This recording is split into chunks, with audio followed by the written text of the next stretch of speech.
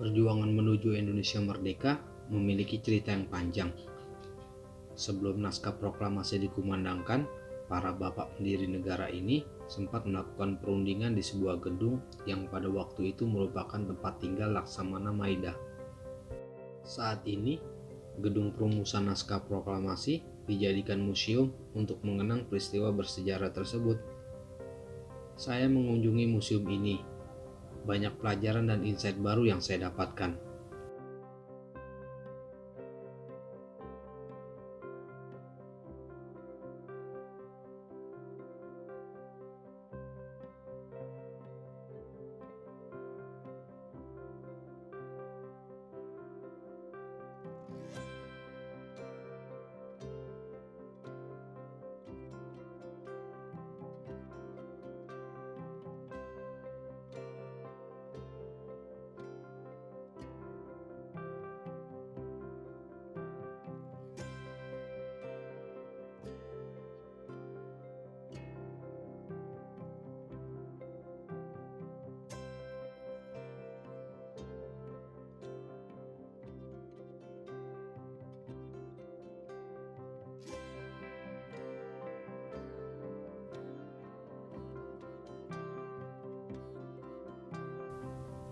Saya terkagum-kagum dengan kemampuan analisis berbahasa Founding Father negeri ini. Dalam menyusun teks proklamasi misalnya, kata penyerahan dicoret dan diganti dengan kata pemindahan bukan tanpa alasan. Ini untuk menghindari agar Jepang tidak melanggar hukum internasional. Karena setelah dinyatakan kalah dari sekutu, kedudukan Jepang di Indonesia menjadi status quo. Jepang tidak boleh memutuskan apapun, termasuk menyerahkan kemerdekaan Indonesia. Beberapa coretan dan perubahan pada naskah proklamasi tersebut juga menandakan adanya pertukaran pendapat antara Bung Karno, Bung Hatta, dan Mr. Ahmad Subarjo.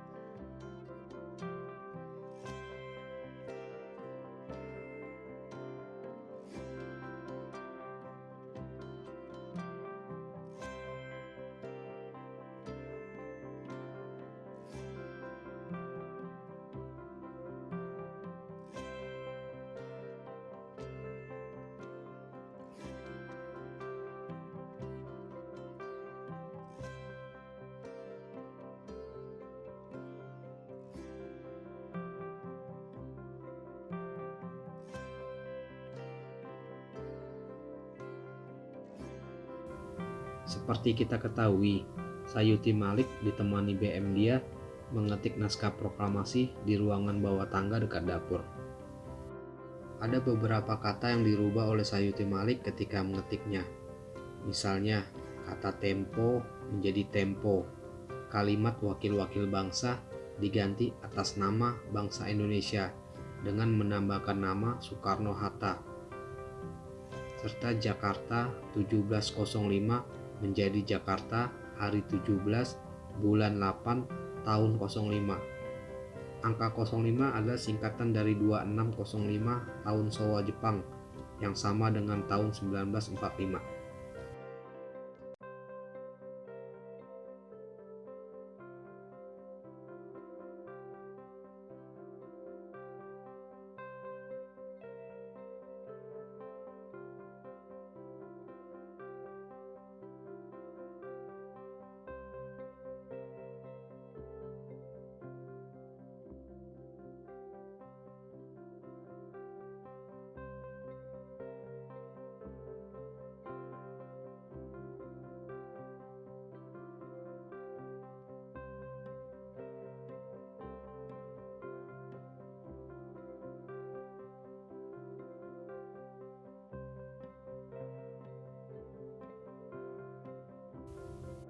Satu hal yang menarik lagi yang saya dapatkan ketika saya mengunjungi museum ini.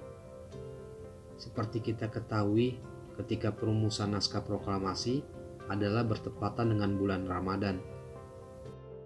Dan menu sahur yang disediakan oleh Laksamana Maida adalah nasi goreng. Walaupun ada beberapa sumber yang mengatakan sarden dan roti.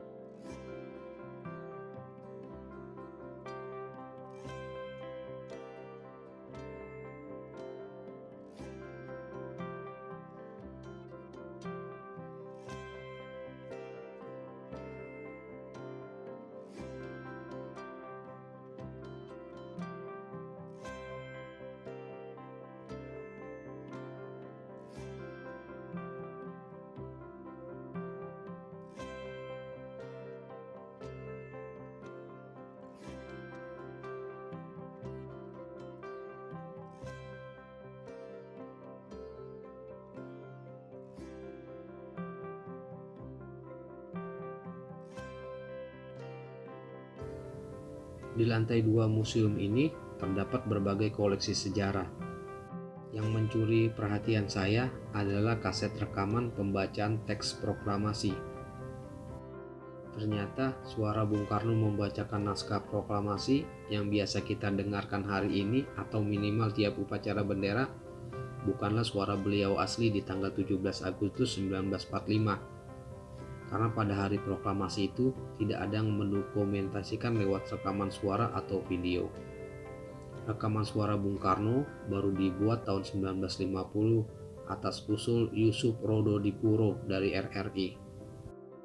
Bung Karno sempat menolak karena baginya proklamasi hanya sekali, tidak bisa diulang dan untuk selama-lamanya. Tak hanya benda-benda yang berkaitan dengan peristiwa perumusan naskah proklamasi, rupanya di halaman belakang museum juga terdapat sebuah bunker rahasia yang dibangun sejak zaman Belanda. Tidak ada yang tahu persis maksud dan tujuannya, bagaikan sebuah kisah misteri di era modern.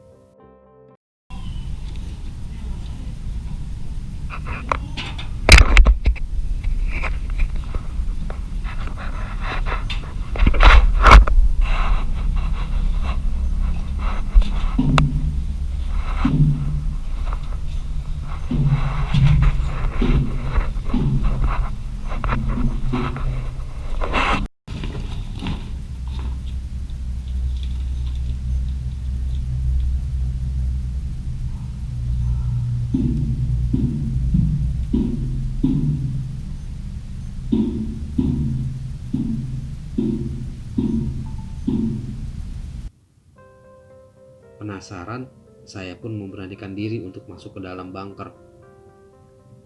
Bagian dalam bunker tidak terlalu luas, dengan panjang sekitar 5 meter dan lebar 2 meter. Langit-langitnya berbentuk segitiga seperti atap rumah pada umumnya. Ada sebuah lubang udara yang kini sedikit tertutup dengan tumbuhan di pinggirnya. Pada salah satu sisi bunker terlihat sebuah lubang yang mirip seperti tempat masuk terowongan, dengan semacam pembatas yang telah dihancurkan. Lubang tersebut diameternya tidak terlalu besar, tapi cukup untuk dimasuki orang dewasa. Saat dilongok, lubang tersebut telah tertutup tanah. Konon, dulu ada lorong untuk kabur, tapi pas dijadikan museum, lorong itu sudah ditutup. Mengenai di mana ujung dari lorong tersebut dan kenapa akhirnya ditutup, dan siapa yang menutupnya masih menjadi misteri. Masih dibutuhkan penelitian lebih lanjut untuk mengungkap misteri sejarah ini. Yang pasti, semakin lama saya berada dalam bunker, semakin saya merinding rasanya.